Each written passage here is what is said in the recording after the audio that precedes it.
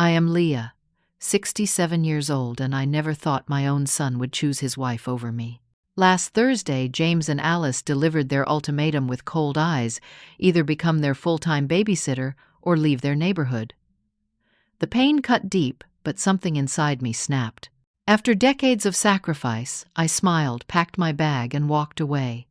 1 week later, their bank called me first. They never expected what happened next. Let me know where you are watching from in the comments, and hit that subscribe button if you have ever had to stand up for yourself against family. This story might just give you the courage you need. I became a widow when James was only 12 years old. My husband Thomas had a sudden heart attack at work, and our world collapsed overnight. One moment I was a happily married bank teller with a comfortable middle-class life, and the next I was a single mother, trying to figure out how to keep our house and raise our son alone. Those early years were brutal. I took on extra shifts at the bank, worked weekends at a local diner, and even cleaned houses for some of the wealthier families in town. Sleep became a luxury I could rarely afford. But I made sure James never went without. His clothes were always clean, there was always food on the table, and I never missed his soccer games or school events, even if it meant going straight from one job to another without rest. James was such a sweet boy back then.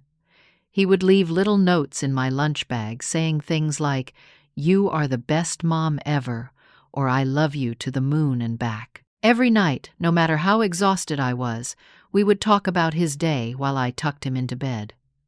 Those moments kept me going through the hardest times. When James was in high school, things got a little easier. I had worked my way up to loan officer at the bank, which meant better pay and more regular hours. We developed a comfortable routine. Sunday mornings were sacred for us. We would make pancakes together and plan our week. I taught him how to manage money, how to change a tire, how to cook basic meals. I was determined he would go into adulthood with all the skills he needed. College was always the goal. James was bright and ambitious, and I wanted him to have opportunities I never had. I set up a college fund the day after Thomas died, putting away whatever I could, even if it was just $5 from a tip at the diner. By his senior year of high school, I had saved nearly $40,000, but with rising tuition costs, it wasn't enough for the prestigious business school he had his heart set on. I remember the night we sat at our kitchen table, surrounded by acceptance letters and financial aid offers. James looked defeated when he realized how much we would still need to borrow. That was when I made a decision that would shape the next 2 decades of my life. "We will make it work," I told him. "I can take out a second mortgage on the house, work some overtime, and we will find a way." He protested, saying he could go to the state university instead, but I insisted. "Your father would have wanted this for you," I said, and that was that. The next 4 years were a blur of 60-hour work weeks, refinanced loans, and careful budgeting. I postponed my own retirement savings to make it happen. But watching James graduate with honors made every sacrifice worthwhile. He was the first in our family to earn a college degree, and I had never been prouder. After graduation, James landed a job at a prestigious financial firm in the city. He moved away, and our relationship changed. The daily calls became weekly, then monthly. I understood, though. He was building his own life, making his own way. That was exactly what I had raised him to do. It was at this firm that he met Alice. She was ambitious, polished, from a wealthy family on the East Coast. When James brought her home to meet me for the first time, I could immediately sense her discomfort in my modest home.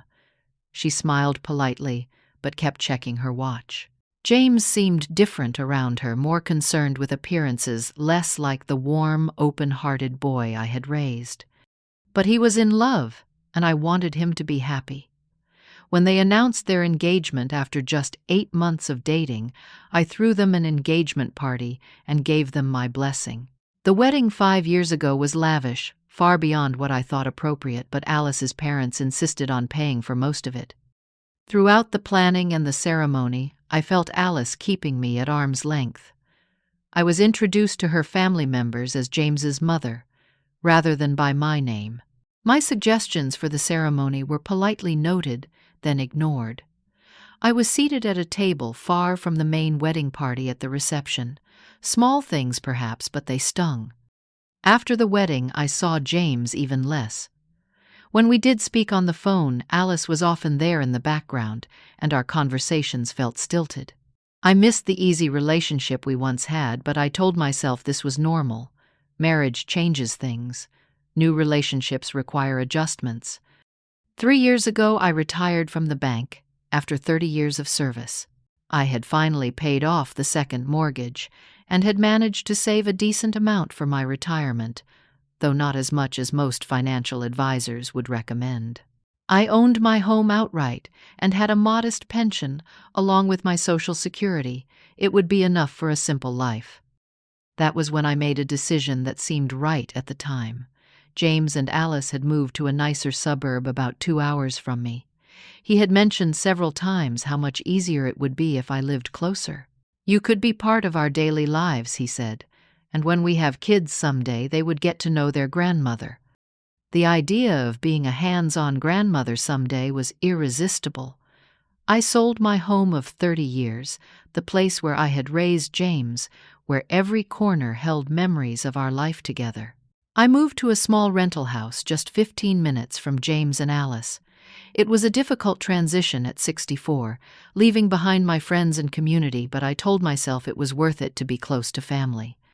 2 years ago, Alice gave birth to twins, a boy they named Thomas after my late husband, and a girl they named Emma after Alice's grandmother. The babies were beautiful, perfect in every way, and I fell in love with them instantly.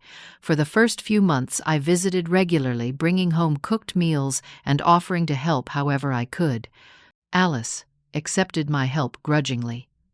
But I was so enchanted by the twins that I overlooked any tension. As I settled into my new community, I began to rebuild a life for myself. I joined a book club at the local library, volunteered at the senior center, and made a few new friends. I was finding my footing in this new chapter of my life, hopeful that I could balance my independence with being an involved grandmother. Little did I know that James and Alice had very different expectations about what my role would be. At first, my relationship with the twins followed what I thought was a normal grandmother routine. I would visit 2 or 3 times a week, sometimes taking them for a few hours, so Alice could rest or run errands. I cherished those moments, singing to them the same lullabies I once sang to James, reading them stories, watching their little personalities emerge as they grew from infants to toddlers. Outside of my grandmotherly duties, I was careful to maintain my own life.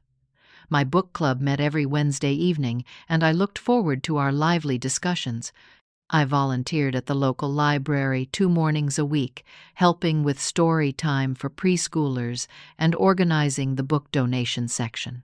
I made friends with a group of women my age who lived in my neighborhood, and we often had coffee together or went for walks in the nearby park. But about 6 months ago, things began to change. It started with an unexpected phone call from Alice on a Tuesday morning. "Leah, I have a dentist appointment at 11. I need you to come watch the twins," she said, without even a hello. I had plans to meet my friend Dorothy for lunch, but I rearranged them. "Of course I can help. How long will you be gone?" "Just a couple of hours. I should be back by 2. When I arrived at their home, Alice was already dressed to leave the twins still in their pajamas, breakfast dishes piled in the sink. "There are snacks in the pantry, and they need lunch around noon," she said, grabbing her purse. "Oh, and Emma has been fussy all morning, probably teething." She was gone before I could ask any questions. I spent the next 4 hours soothing a cranky Emma, playing with Thomas, feeding them lunch, and cleaning up the kitchen. Alice finally returned at 3:30, shopping bags in hand. I noticed her freshly manicured nails and the scent of an expensive salon when she brushed past me. "Thanks, Leah." "Same time Thursday?" she asked, already checking her phone. Thursday, I didn't know you needed me Thursday. She looked up annoyed. I told James to tell you. I have a lunch with friends. You can do it right. This pattern continued and intensified over the next few months. The requests became more frequent, often with little or no notice. Emergency babysitting turned into regular expectations. My own plans were increasingly pushed aside to accommodate their schedule. Around this time, James received a promotion at work. He was now working longer hours, often not getting home until 8 or 9 at night. Alice complained constantly about being stuck with the twins all day, though I noticed her social media was full of lunch dates, shopping trips, and spa days while I was watching the children. One evening, after I had watched the twins for 9 hours, so Alice could attend a friend's wedding shower, I tried to have a conversation about boundaries. Alice, I'm happy to help with the twins, but I need a bit more notice, I said gently, as she finally returned, slightly tipsy from champagne. And I do have my own commitments that are important to me. She stiffened immediately.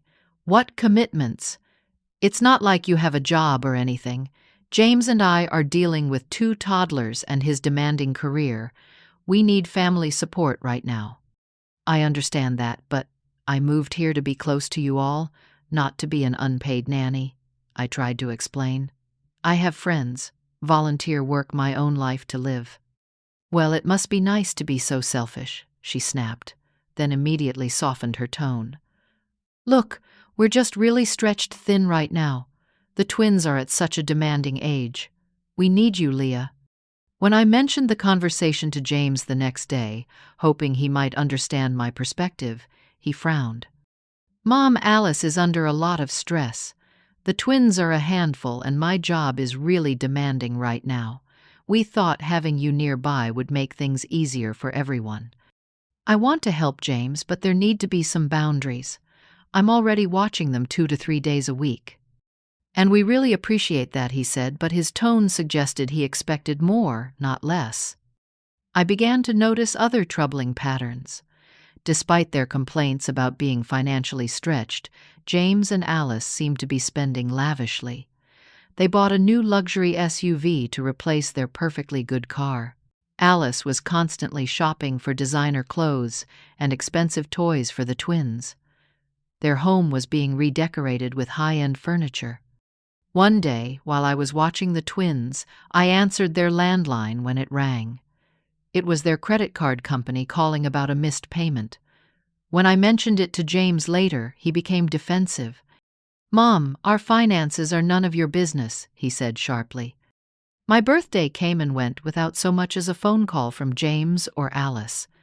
I spent the day alone remembering how James used to make me handmade cards and breakfast in bed when he was young. My new friends took me out for dinner that evening, and their kindness only highlighted the absence of my own family. A bright spot appeared when my book club friends announced they were planning a 3-week trip to Europe. Dorothy, my closest friend in the group, urged me to join them. Leah, you would love it. We're going to Paris, Florence, and Barcelona. Many of us are widows or retirees like you. It will be the adventure of a lifetime. The idea thrilled me. I had never been to Europe, had never even left the country except for one brief trip to Canada decades ago. I had the savings, the time, and now the friends to travel with. I put down a deposit that very day, excitement bubbling within me for the first time in months.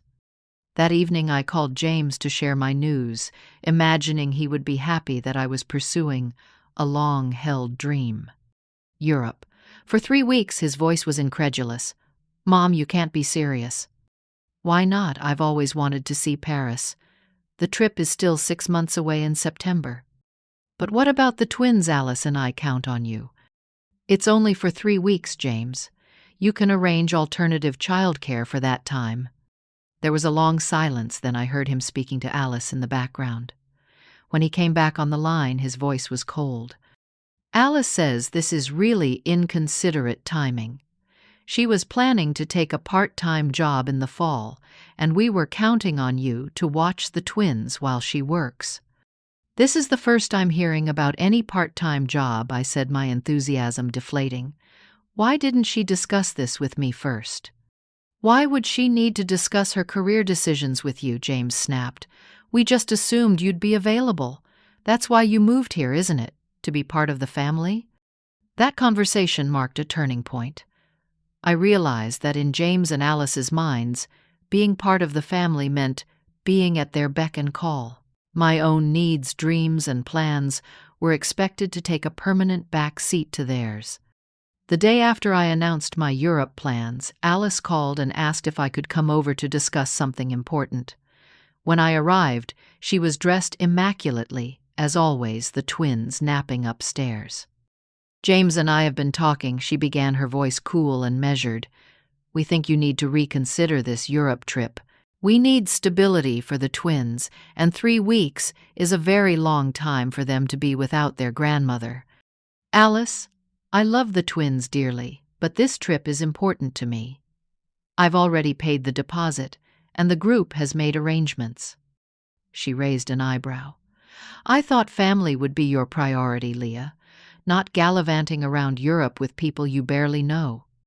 These are my friends, Alice, and family works both ways. I've been very generous with my time. Generous. She laughed, a short, harsh sound. You watch them a few times a week, usually for just a few hours. Many grandmothers would be begging to spend more time with their grandchildren. I took a deep breath, trying to stay calm. I'm happy to spend time with Thomas and Emma, but I also need to live my own life. I never agreed to be your full-time childcare provider. Well, James and I think differently. We allowed you to move near us so you could be involved in the family. If you wanted to travel and live some independent lifestyle, you should have stayed in your old town. The word allowed stung deeply, as if I needed their permission to choose where I lived, as if my moving closer had been a favor to me rather than a sacrifice I had made for them. I moved here to be close to family, not to be taken advantage of, I said, my voice finally showing my hurt. Alice's face hardened. If that's how you see spending time with your grandchildren, then perhaps we have different views of what family means. That evening, James called. His voice was tight with disapproval. Mom, Alice told me about your conversation. I have to say I'm really disappointed. We thought you would prioritize family over some vacation. James, I've spent my entire adult life prioritizing family, prioritizing you. I'm 77 years old. If I don't take this trip now, when will I? There will be time for trips later. Right now, we need you here. Alice is planning to start working part-time at her old firm, and we need someone reliable for the twins. You could hire a nanny, I suggested. Many families do. Do you have any idea how expensive that would be? His voice rose in frustration. We're already stretched financially with the house and car payments. We can't afford to pay someone $20 an hour for childcare. But you expect me to do it for free, I said quietly. You're their grandmother, it's different. After that conversation, things became increasingly strained. Alice would call last minute, expecting me to drop everything to watch the twins. If I wasn't available, she would make passive-aggressive comments about my busy social life or ask if my little book club was more important than family. James began calling less, and when we did speak, there was an underlying tension. He had always been my sweet, appreciative boy, but now he seemed to view me primarily as a resource for childcare. Despite the pressure, I stood firm on my Europe trip. I paid the remaining balance and attended the planning meetings with my friends. We would be gone for 21 days visiting Paris, the French countryside, Florence, Rome, and Barcelona. It would be the trip of a lifetime, and I refused to give it up. One Saturday morning, about 2 months before my planned departure, Alice called. Leah, we need you to take the twins for the weekend. James and I have an important event. It was the 3rd weekend in a row they had made such a request. I'm sorry, Alice, but I already have plans with Dorothy. We're going to an art exhibition that's only in town this weekend. There was a long silence. Let me get this straight. You're choosing an art show over your grandchildren. I'm not choosing one over the other. I'm simply keeping the commitment I already made to my friend." "Unbelievable," she muttered. "James was right about you." "What is that supposed to mean?" "Nothing. Forget it. We'll figure something out." She hung up abruptly. Later that day, James called. His voice was tight with anger. "Mom, what's this about refusing to watch the twins this weekend? Alice is really upset." "I already had plans, James. I told her I couldn't do it." "Plans with who? That Dorothy woman?" "Mom, we're talking about your grandchildren here. Your family." "James, I've watched the twins the past 2 weekends. I love them dearly, but I'm not your on-call babysitter." "That's exactly the problem, Mom. You act like spending time with Thomas and Emma is some kind of burden. Do you know how hurtful that is? To them, to us. That's not fair, James. I spend lots of time with them, but I also have my own life." He sighed heavily. "Look, Mom, we need to have a serious conversation about all this. In person. Can you come over for dinner tomorrow night?" Something in his tone made me uneasy. What is this about, James? "It's about our family and where you fit into it. Alice and I have been talking, and we need to clear the air once and for all." After we hung up, I sat for a long time staring at the phone. A sense of dread settled over me. Somehow I knew that whatever James and Alice wanted to discuss would change everything. The next evening I drove to their house with a knot in my stomach. The twins were already in bed when I arrived, and Alice had set the dining room table with her good china, as if this were a formal occasion. "Sit down, Mom," James said, his voice serious. "We need to talk about the future." The dining room felt unnaturally quiet as I took my seat across from James and Alice. The overhead chandelier cast harsh shadows across their faces, making them look like strangers. I folded my hands in my lap to hide their slight trembling. Whatever was coming, some part of me already knew it would be painful. "Would you like some wine?" Alice offered, holding up a bottle of Merlot. I shook my head. I would prefer to keep a clear head for this conversation. James cleared his throat. "Mom, Alice and I have given this a lot of thought. We've tried to be patient, but it's becoming clear that we need to address the childcare situation directly." "What childcare situation?" I asked, though I already knew where this was heading. Alice straightened in her chair. "Leah, James, and I have decided that we need consistent, reliable care for the twins.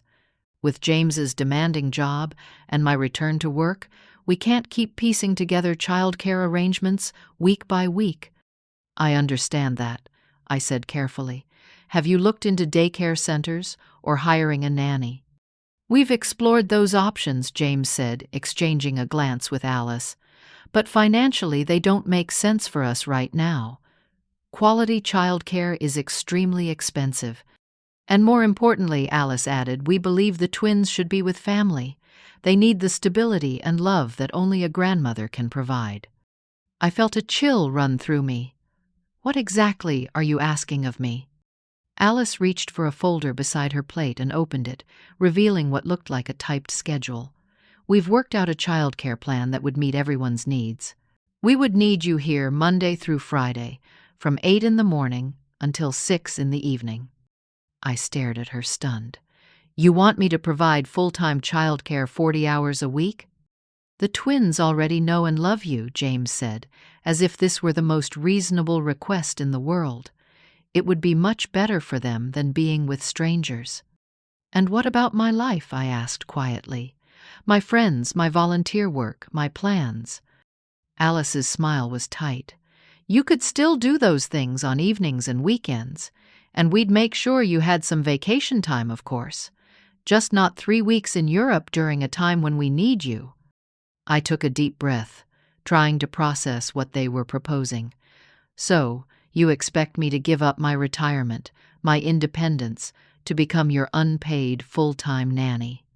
"Mom, that's not how we see it," James protested. "You're their grandmother. This is about family helping family." "Family helps family within reasonable boundaries," I countered. "What you're asking goes far beyond that." Alice's pleasant facade slipped slightly. Leah, I don't think you understand your position here. You sold your home to move closer to us. We welcomed you into our lives, our community. The least you could do is help when we need it. The implication was clear, and it cut deeply. In their minds, I owed them. My presence in their lives was conditional on my usefulness. I moved here to be close to family, I said, my voice growing stronger. Not to become an unpaid employee with no say in my own life. Mom, you're retired, James said, his tone condescending. It's not like you have anything else important to do. Many grandmothers would be grateful for the chance to be so involved with their grandchildren. I looked at my son, really looked at him, and barely recognized the man before me. Where was the kind, thoughtful boy I had raised? The one who once left notes in my lunch bag, thanking me for working so hard. When had he become this entitled stranger who saw me only as a resource to be used? I can continue to help occasionally, as I have been, I offered. Maybe 1 or 2 regular days a week. But I cannot and will not give up my entire life to provide free childcare. Alice's face hardened. That's not going to work for us. We need a full-time solution, not a part-time one. Then I suggest you look into professional childcare options, I said firmly. James and Alice exchanged another look, and I could see they had anticipated my resistance. James nodded slightly, and Alice turned back to me. Leah, we need to be very clear about something, she said, her voice cold. If you're not willing to help us in the way we need, then perhaps it doesn't make sense for you to live so close by. I felt as if I had been slapped. Are you suggesting I should move away? What Alice means, James interjected, is that we allowed you to move to this community, to be part of our family. If you're not going to fulfill that role, then maybe you should reconsider your living situation. Aloud me, I repeated, my voice barely a whisper. I am a grown woman who made her own decision to move here. I sold my home of 30 years to be close to you, not to become your servant. No one is talking about servitude, Alice said with an exaggerated eye roll. We're talking about family obligations. And the fact is, we need someone reliable for the twins, especially now. Now, I asked, sensing there was more. Alice smiled, placing a hand on her stomach. We weren't going to tell you yet, but I'm pregnant again. The new baby will be here in about 7 months. The news that should have brought joy instead felt like another weight being added to my shoulders.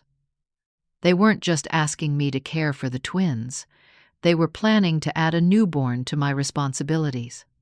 Congratulations, I said automatically, though the word felt hollow. So you see, Mom, why we need this commitment from you, James pressed. With 3 little ones, we'll be counting on your help more than ever. I looked between them, these 2 people who seemed to have calculated every aspect of my value to their lives.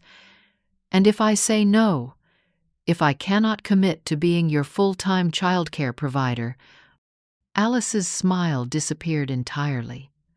Then I think we all need to reconsider our arrangement. If you're not here to be part of the family in the way we need, then there's really no point in you living so close, is there? What Alice means, James said quickly, seeing my expression, is that we moved to this community specifically so you could be involved with the kids. If that's not your priority, then maybe you'd be happier somewhere else. The ultimatum hung in the air between us. Either agree to their demands or be cast out of their lives. I felt a deep, aching pain in my chest, as if something essential was breaking.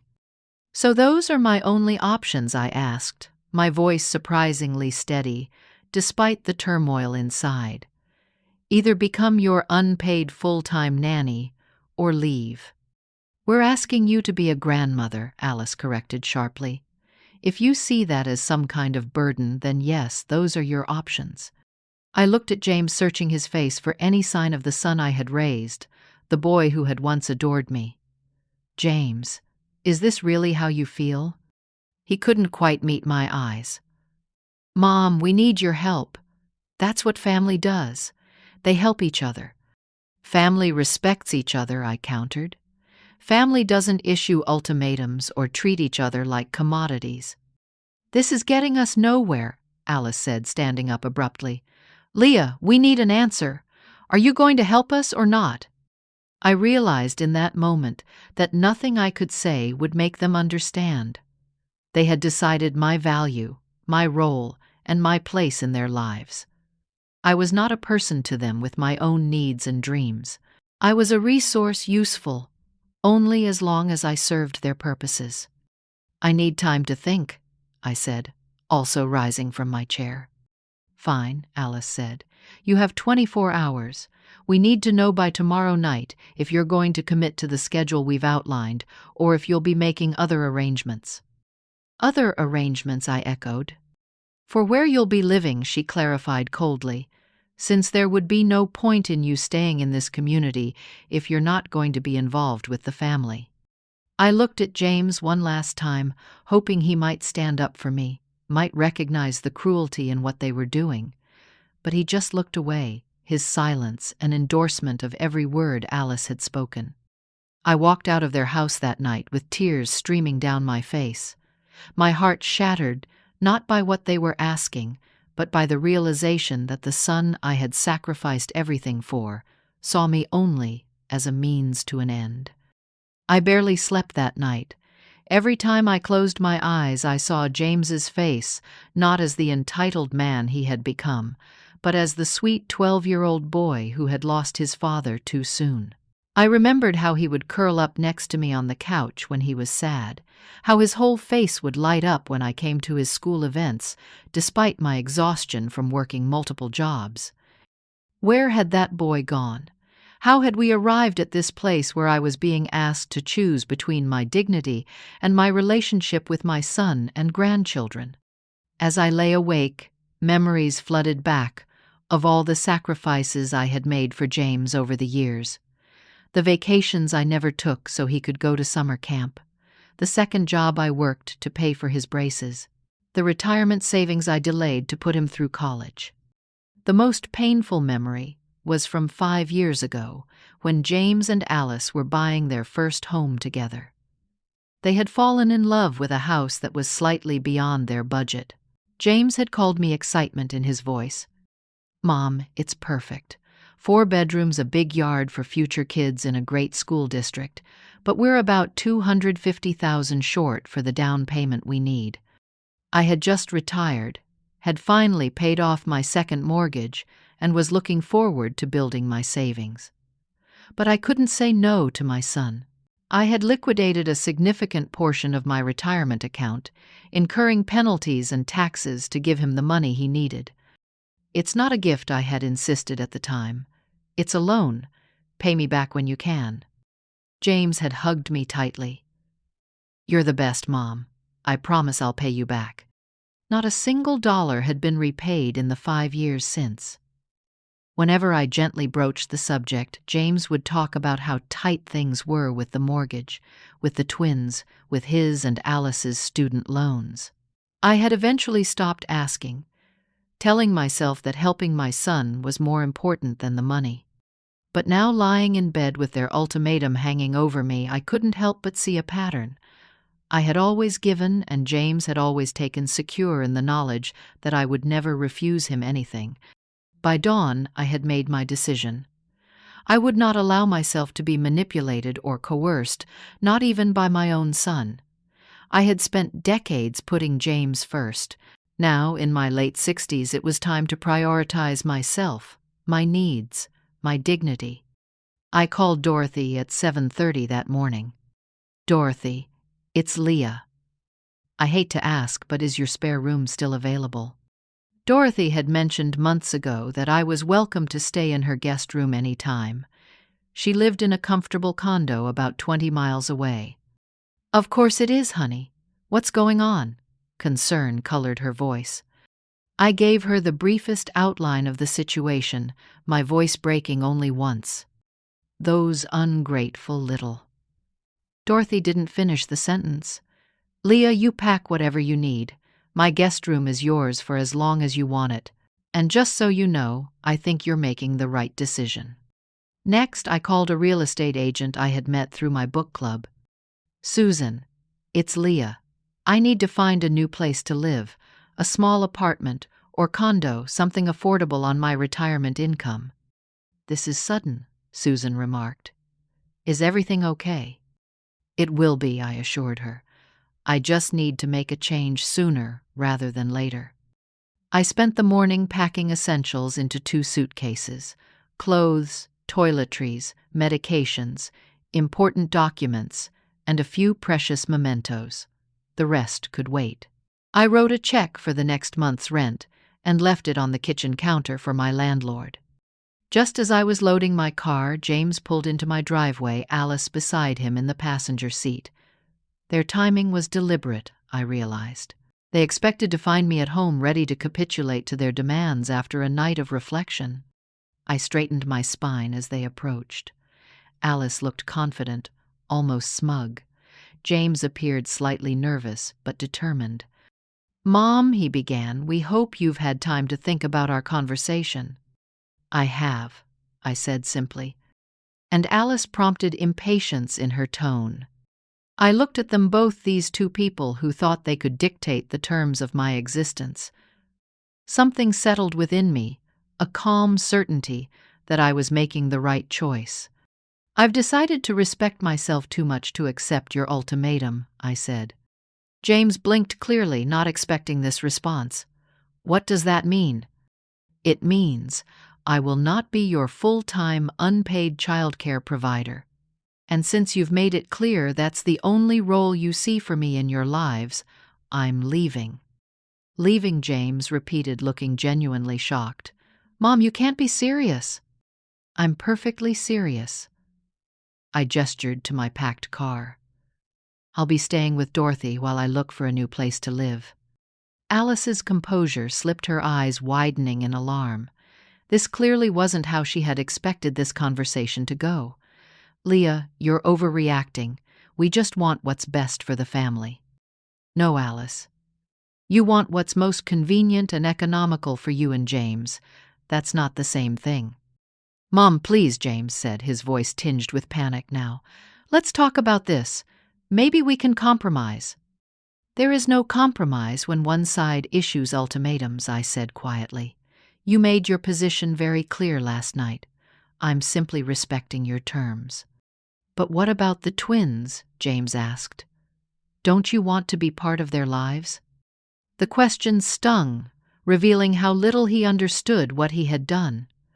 "I love Thomas and Emma with all my heart, but you and Alice have decided that my relationship with them is conditional on me providing free, full-time childcare. Those are your terms, not mine." "We didn't mean it like that," James protested weakly. "Yes, you did." I looked him directly in the eyes. "You told me I had no purpose here if I wasn't taking care of the children. You suggested I had no right to live near you unless I was useful to you." "Mom, you're twisting our words." "Am I? If you're not going to fulfill that role, then maybe you should reconsider your living situation." "Those were your exact words, James." He had no response to that, just looked away uncomfortably. Alice, recovering her composure, tried a different approach. "Leah, we all said things in the heat of the moment. Why don't we sit down and discuss this calmly? There's nothing left to discuss. You set the terms, and I'm simply responding to them." I picked up my purse and closed the trunk of my car.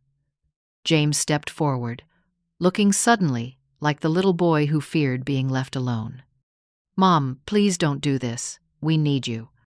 "No, James. You need a nanny. There's a difference." I opened my car door, but paused before getting in. "I have always loved you, and I always will. But I will not be manipulated or coerced, not even by you." Alice's face flushed with anger. "So, you're just going to abandon your grandchildren? What kind of grandmother does that?" I smiled sadly at her. "I'm not abandoning anyone, Alice. I'm respecting the boundaries you and James established. You decided my presence is only valuable if I'm providing childcare on your terms." I'm simply declining those terms." "This is ridiculous," she snapped. "You're acting like a child." "No, I'm acting like a woman who values herself enough to walk away from people who don't." I got into my car, then my hands steady on the steering wheel, despite the storm of emotions within me. As I drove away, I glanced in my rearview mirror. James was standing in my driveway, looking lost. Alice was already on her phone, likely trying to find emergency childcare. A strange sense of peace settled over me as I drove to Dorothy's home. For 30 years I had put James first, sacrificing my own needs, dreams, and financial security for his benefit. Now finally, I was choosing myself. It hurt terribly to walk away from my son and grandchildren, but I knew with absolute certainty that I was doing the right thing. Sometimes the most loving thing you can do for someone is to stop enabling their selfish behavior. And sometimes the most loving thing you can do for yourself is to walk away from people who only value you for what you can do for them. Dorothy welcomed me with open arms and a glass of wine. Her guest room was small but comfortable, with a window overlooking a flowering magnolia tree. She asked few questions that first night, sensing my need for quiet processing. "You can stay as long as you need," she assured me, "and when you're ready to talk, I'm here." Over the next few days, I threw myself into apartment hunting. Susan, my real estate agent friend, showed me several options within my budget. I settled on a small but cheerful one-bedroom apartment in a senior living community, about 30 miles from James and Alice's home. Close enough to visit the twins if circumstances changed, but far enough to establish my independence. The community had a library, a community garden, and organized activities for residents. It wasn't what I had envisioned for this chapter of my life, but it offered a fresh start and the chance to build a new community for myself. I signed a 1-year lease and arranged to move in the following week. Susan helped me find affordable furniture, and Dorothy offered to help me settle in. My book club friends rallied around me, offering support and reassurance that I had made the right decision. Through it all, my phone remained silent. No calls from James, no texts asking about my well-being or whereabouts. Their silence confirmed what their words had already made clear. I had been valued only for my usefulness, not for who I was. I missed the twins terribly. I wondered if they asked about me, if they noticed my absence. The thought of them forgetting me over time was almost unbearable. I wrote them each a letter, explaining in simple terms that Grandma loved them very much but had to live somewhere else now. I included photos of us together and promised that I would always be thinking of them. I mailed the letters to James and Alice's home, not knowing if they would ever share them with Thomas and Emma. A week after I left, I was at Dorothy's home, sorting through some of my belongings, when my phone rang. The caller ID showed a number I didn't recognize. "Hello," I answered cautiously. "Mrs. Wilson, this is Margaret Sanchez from First National Bank. I'm calling regarding the home equity loan that lists you as a co-borrower." My stomach dropped. "Home equity loan, I'm not a co-borrower on any current loans."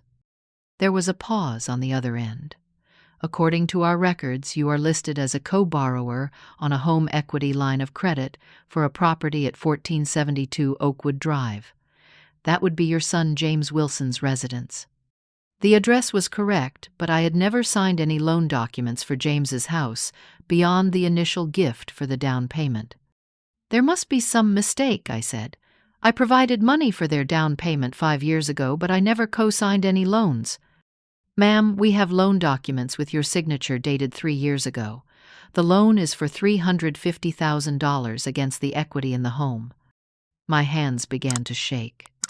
"That's impossible. I never signed any such documents." "Mrs. Wilson, the reason I'm calling is that this loan is now 3 months delinquent. As a co-borrower, you are equally responsible for the payments." My mind raced. 3 years ago would have been right around the time James and Alice were doing extensive renovations to their home, adding a pool and outdoor kitchen, upgrading all their appliances. I had wondered how they were affording it all. Miss Sanchez, I need to see these loan documents. I believe there has been some mistake, or possibly I couldn't bring myself to say the word fraud to accuse my own son of forging my signature. You can come into any branch with proper identification, and we can show you the documents. But Mrs. Wilson, regardless of how this happened, the loan is in default, and the bank will be initiating foreclosure proceedings if the account isn't brought current within 30 days. After hanging up, I sat in shocked silence. Could James have forged my signature, used my good credit and financial stability to secure a loan he couldn't afford? The James I thought I knew would never do such a thing, but then again, the James I thought I knew would never have issued the ultimatum that drove me from my home. The next day, I went to the bank. The loan officer showed me the documents, and there it was, my signature, or what appeared to be my signature on multiple pages. I had worked in banking long enough to recognize a decent forgery when I saw one. I did not sign these documents, I told the loan officer firmly. I was never present for this loan application or closing. The loan officer looked uncomfortable. Mrs. Wilson, are you saying the signature was forged? Yes, that's exactly what I'm saying. That's a serious allegation. We would need to investigate, and if fraud is found, it could result in criminal charges. Criminal charges against my own son. The thought made me physically ill. What are my options? I asked. Well, you could pay the past due amount to stop the foreclosure process. That would be approximately $15,000. Then you could pursue legal action to remove yourself from the loan based on the forgery claim. And if I can't pay the $15,000, she looked sympathetic, then the foreclosure would proceed and it would affect your credit as well as your son's. And if you're determined to pursue the forgery claim, you would need to file a police report.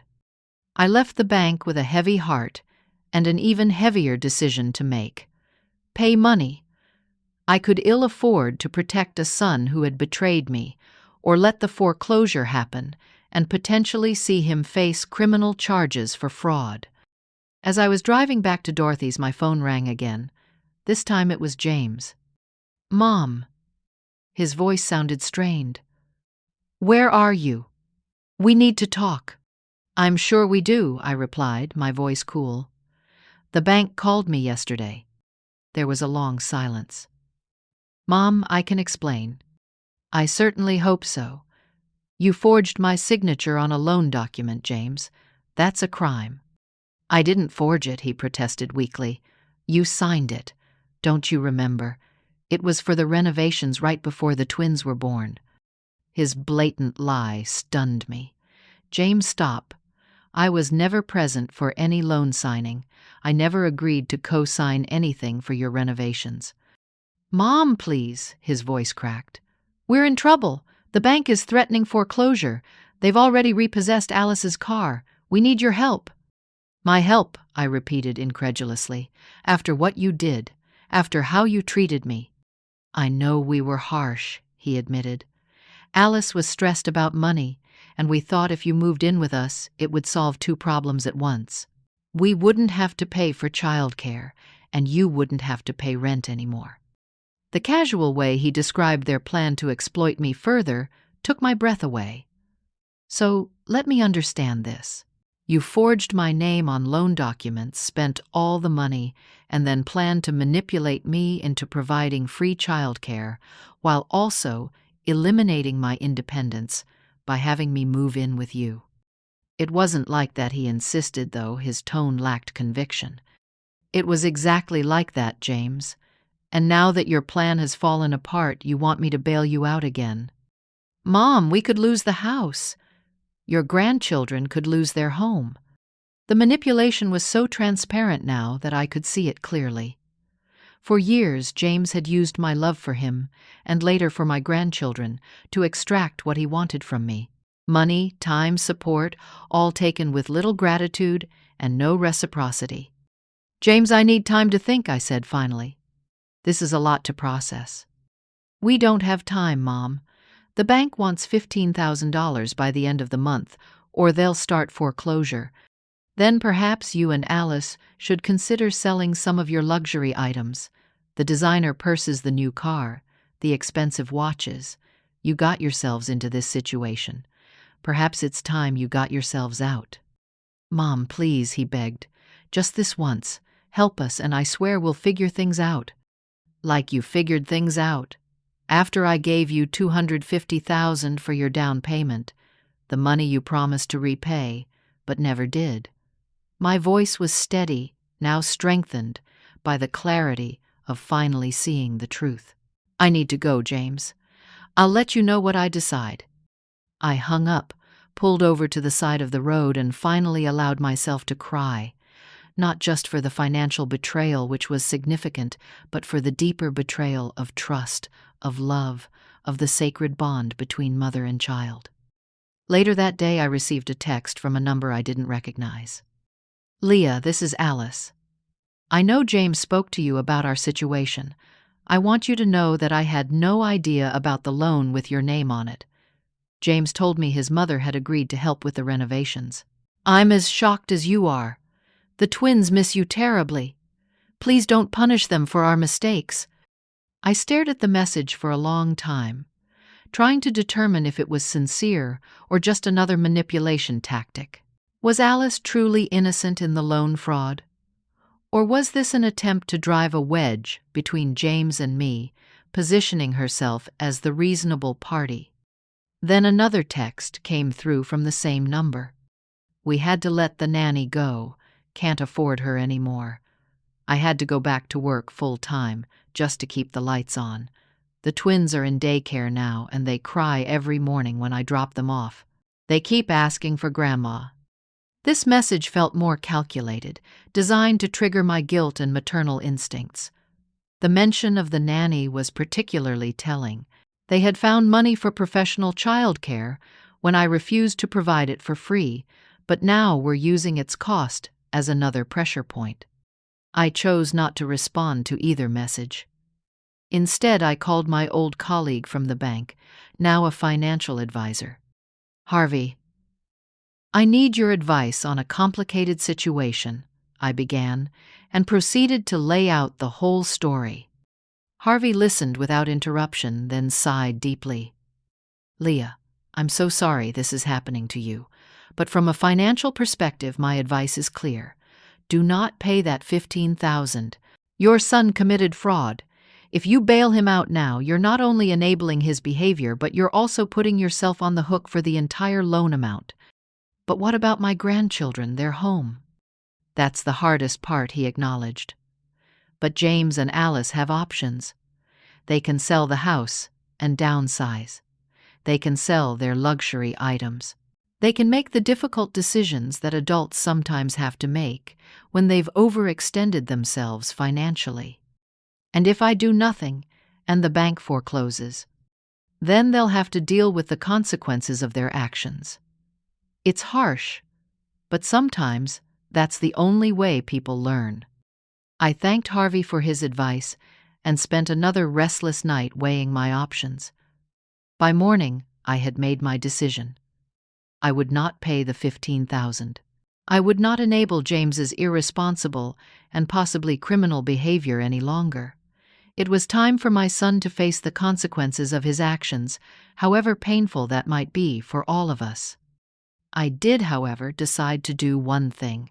I called the bank and spoke with their fraud department, explaining that I wished to file a formal dispute of the signature on the loan documents, but did not want to press criminal charges at this time. It was a compromise that would protect me financially while giving James a chance to make things right without facing jail time. A week later, I moved into my new apartment in the senior community. As I unpacked my few belongings, I felt a strange mixture of grief and liberation. Grief for the relationship with my son that might never be repaired, for the grandchildren I might not see grow up. But liberation, too, from decades of one-sided sacrifice and the weight of constant manipulation. I had given James everything I had to give financially and emotionally. Now it was time to reclaim what remained of my life for myself. 2 months passed in my new home. Slowly, I built a routine that brought me comfort and even moments of joy. I joined a water aerobics class at the community pool, volunteered at the on-site library, and made several new friends among my neighbors. On Thursdays, my book club friends would drive over, and we would have dinner together in the community dining room. Dorothy visited, often bringing news and gossip from our old neighborhood. According to her sources, James and Alice had indeed put their house on the market, unable to catch up on the loan payments. They had moved into a much smaller rental property, and Alice was working full-time at her old firm, while James was struggling to maintain his position after the financial scandal. I felt no pleasure in their difficulties, only sadness that it had come to this. I had not spoken to either of them since our last phone call. Though Alice occasionally sent texts with photos of the twins, usually accompanied by not-so-subtle reminders of how much they missed their grandmother. My Europe trip was approaching. The travel group had been understanding about my situation and had even found me a new roommate after I had to change my flight arrangements due to the move. I was looking forward to the adventure, to seeing places I had only dreamed about, to experiencing something that was solely for my own enjoyment and growth. One evening in late August, just 2 weeks before my scheduled departure for Paris, there was a knock at my apartment door. When I opened it, James was standing there, looking thinner and more careworn than I had ever seen him. "Mom," he said softly, "can I come in?" I hesitated, then stepped aside to let him enter. My new space was small but cheerful, with a balcony overlooking a community garden. James looked around, taking in the modest furnishings, the carefully arranged photos, the small dining table set for one. "It's nice," he said, though his expression suggested he found it sad that I was living in such reduced circumstances. "How are you?" "I'm well," I replied, gesturing for him to sit on the sofa while I took the armchair opposite. "How did you find me?" "Dorothy. I've been trying to get your address from her for weeks. She finally relented when I convinced her I just wanted to talk." We sat in uncomfortable silence for a moment. James looked down at his hands, then back up at me, his eyes red-rimmed and tired. "Mom, I'm so sorry," he said, his voice breaking. "I've made terrible mistakes. I've treated you horribly.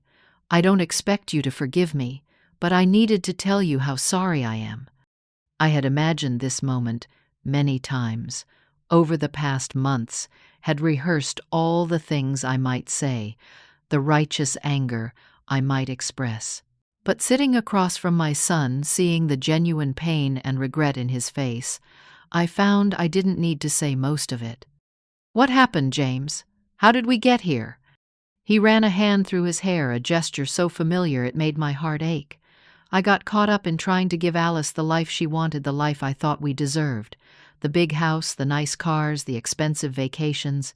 I started living beyond my means, and then it just spiraled.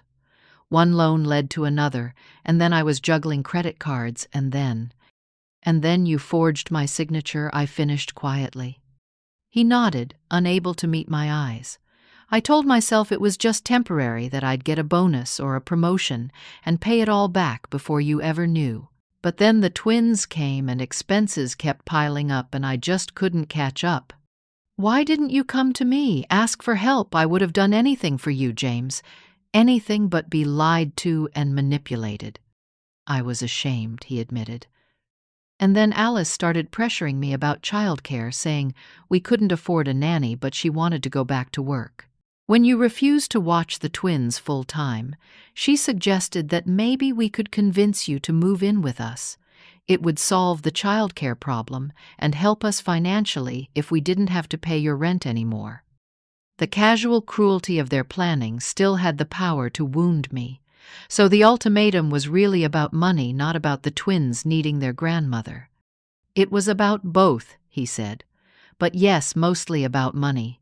We were desperate, Mom. The bank was already sending notices, and we were barely keeping our heads above water. And now..." He sighed heavily.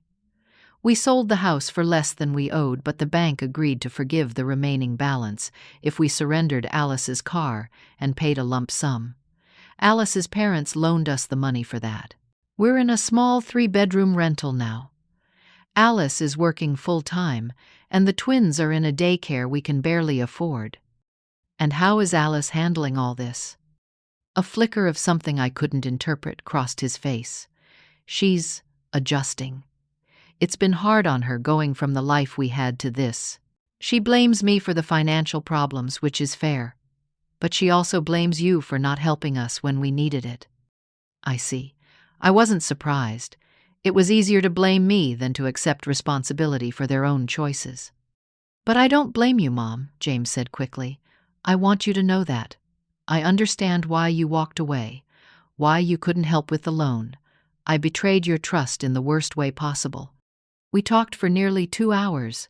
James told me about the twins, how Thomas was obsessed with dinosaurs now, and Emma had learned to write her name. He shared the humbling experience of having to ask his in-laws for financial help, of downsizing their life, of facing the consequences of years of poor decisions. I told him about my new home, my new friends, my upcoming trip to Europe. I showed him photos of the community garden, where I had planted tomatoes and herbs, the library where I volunteered, the pool where I took water, aerobics classes. As the evening grew late, James finally asked the question I had been expecting. Mom, do you think you could ever forgive me? Could we ever be a family again? I considered my answer carefully. I will always love you, James. You're my son, and nothing can change that. But forgiveness isn't the same as forgetting, and it isn't the same as returning to how things were. What does that mean? It means I'm willing to work on rebuilding our relationship, but with clear boundaries and expectations. I will not be manipulated or taken advantage of again, not even by someone I love. That's fair, he said quietly. More than fair, considering what I did. I would like to see the twins, I continued. Perhaps they could visit me here sometimes. There's a nice playground in the community, and the apartment has a small guest room. They would love that, James said, his face brightening. They ask about you all the time. And I miss them terribly. But James, I need to be clear about something. I am willing to help with the twins because I love them and because I choose to, not because it's expected or demanded. I can commit to regular visits, maybe 1 or 2 days a week, but on my terms. He nodded, understanding the new boundaries I was establishing. Of course. Whatever works for you, Mom. We're just grateful for any time you're willing to give. As he was preparing to leave, James paused at the door. Mom, there's one more thing. Alice doesn't know I came here tonight. She's still angry. It might take her some time to come around. I understand, I said, though it hurt to think my daughter-in-law still harbored such resentment. Take all the time you need. I'll be here when you're ready, all of you.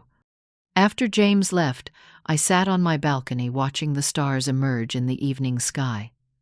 I felt lighter somehow, as if a burden I hadn't fully acknowledged had been lifted. The rift with my son wasn't fully healed and might never be completely, but we had taken the first steps toward a new kind of relationship, one based on mutual respect rather than obligation. Over the next few weeks, James brought the twins to visit several times.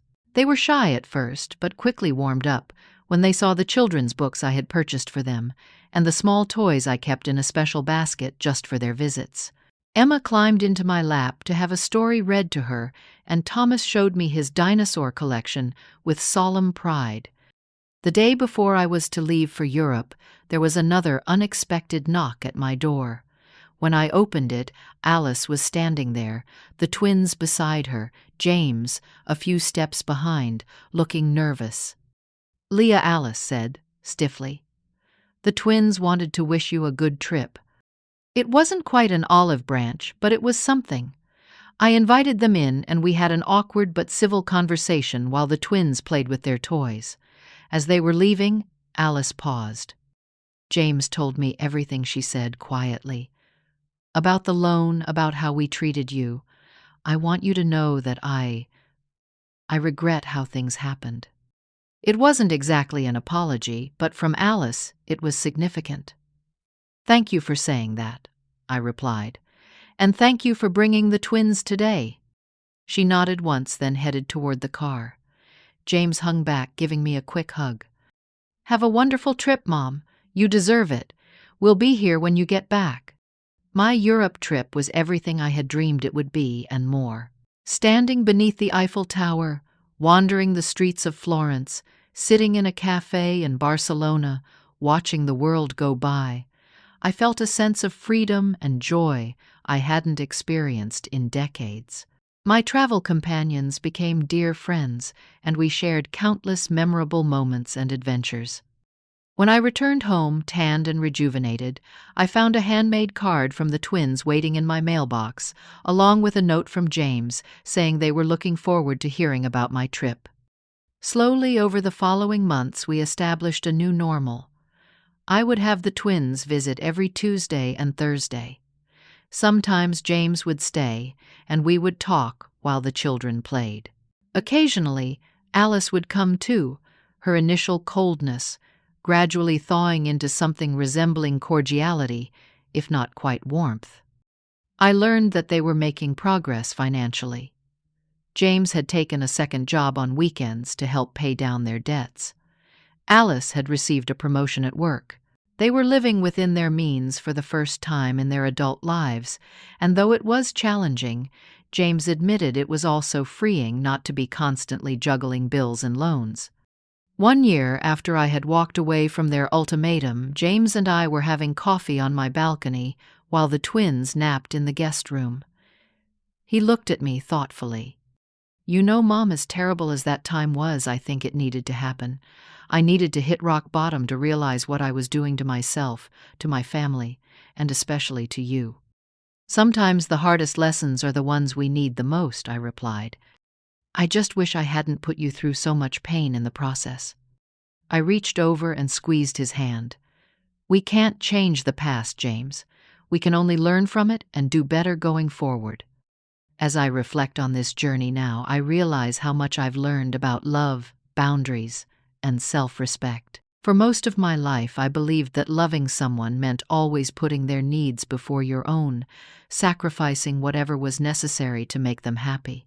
I thought being a good mother meant never saying no to my child, never withholding help, never prioritizing my own well-being. But true love, I've come to understand, isn't about endless sacrifice. It's about mutual respect, honesty, and supporting each other's growth, even when that growth is painful. Sometimes, the most loving thing you can do for someone is to let them face the consequences of their actions. And sometimes, the most loving thing you can do for yourself is to walk away from relationships that drain rather than nourish you. I still have my apartment in the senior community, though I spend more time with my family now. I've continued my volunteer work, my book club, my water aerobics classes. I've made new friends and maintained old friendships. I've traveled more, taking short trips to places I've always wanted to see. James and Alice are slowly rebuilding their lives on a more solid foundation. The twins are thriving, and I treasure my role as their grandmother, a role I now fulfill on my own terms, with joy rather than obligation. The road hasn't always been smooth. There are still moments of tension, old hurts that occasionally resurface. But we're finding our way forward, together, with new understanding and respect for each other's boundaries. If you're facing a similar situation in your own life, whether with family, friends, or partners, I want you to remember this. You are worthy of respect. Your needs matter. And sometimes walking away is not an act of abandonment, but an act of self-preservation and even love. Have you ever had to set difficult boundaries with family members? How did you handle it, and what did you learn? Share your experiences in the comments below. And if this story resonated with you, please hit that like button and subscribe to hear more stories of resilience and self-discovery. Remember, it's never too late to stand up for yourself and create the life you deserve. Thank you for listening. and may you find the courage to honor your own worth in all your relationships.